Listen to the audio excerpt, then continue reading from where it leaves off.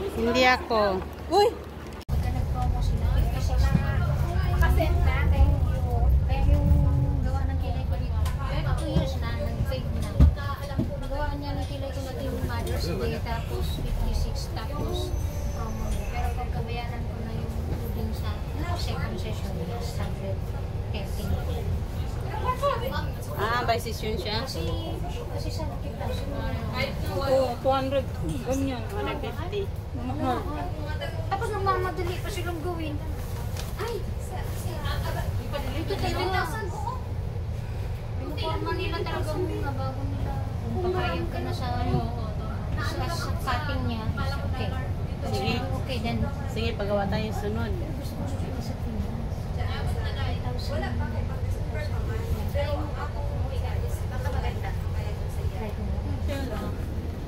Chichi lang daw. Nasa 2.8 lang daw.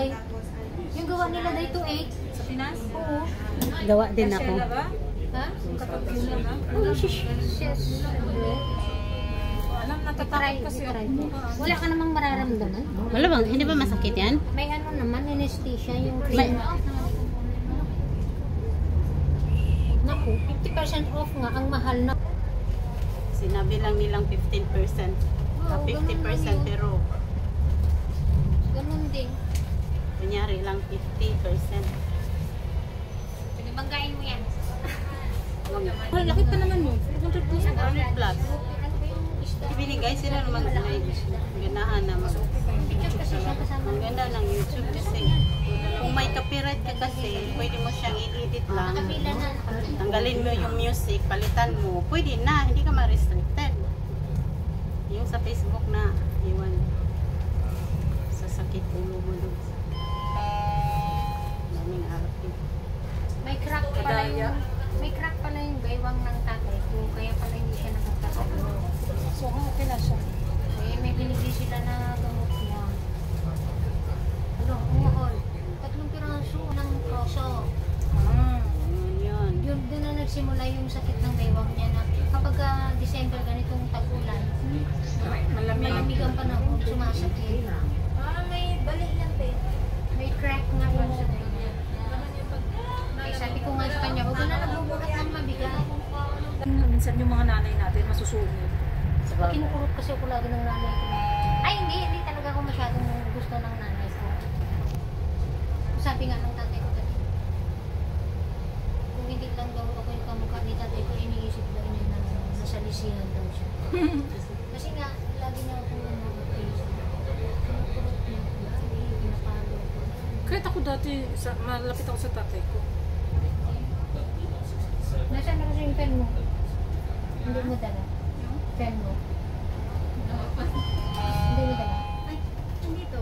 O, dyan pala yung pen mo. Naghahanap pa ng hangin sa taas. Kalimutan ko. Nakita ka picture yan. Wala ko picture. Launan mo. Ganit na kita.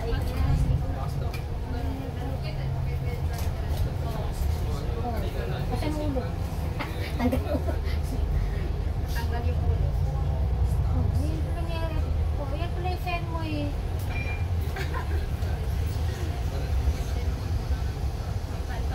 Ito yan, shoot ko. Kahapon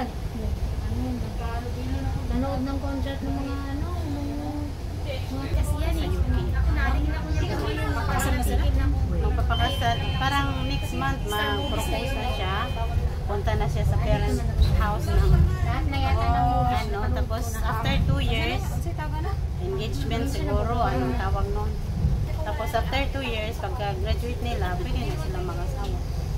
Ipakasal na sila. Pero dito sila titira. Tapos sabi ko, dito may sasakyan siya kasi sports car ang sasakyan niya doon. Tapos ngayon sabi, anong gawin mo doon? Anong gagawin mo sa sasakyan mo doon? Sabi ko. Siya dalhin daw niya dito kasi mas mahal dito kung dito bibili 1 point something daw yun. Pag doon, mura lang. Pero ang transportation niya naman is 400,000 ang pangmahal. Mahal, pero dalhin niya.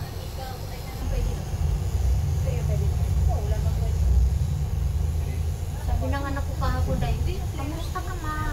Sabi ko, ay, sabi ko, May kailangan yun. Wala ka na namang bayaran na. Pag ganyan din yung anak ko eh, tsaka lang mangumusta pa. May kailangan yan kapag mangumusta. Pero siyempre, may punta pa ba? Ginagawang katulong ng amo ko. Driver pa lang. Sasaktan nga ako minsan pag sabi ko talaga itong amo ko nakakabuhisit ba? Sabi ko kung ako lang anak ni Lola, iwan ko na lang talaga. Nalala mo na yung sabi natin nila. Respeto sa akin, sabi niya sa akin, di ba? Ay, respeto mo muna yung amo ko. Bago na bakit hindi ka respeto wala. Kahapon ko eh. Medyo ano pala, medyo ano yung, kasi alam mo yung parating ng regla ko, diba? Dumating ang ulo. Oo, so, takbo ko na sila, takbo ako sa kamikan. Oh Lord, yan na naman siya, nag-uumpisa na naman siya. Sigilan niyo po ako. Yan ang mga kahapon. Friday, sabi niya sa akin, sanayin ko ba yung lola ko bago yung trabaho ko, hindi yung hari-hari yung trabaho ko. Ay di ka ako, ano na ako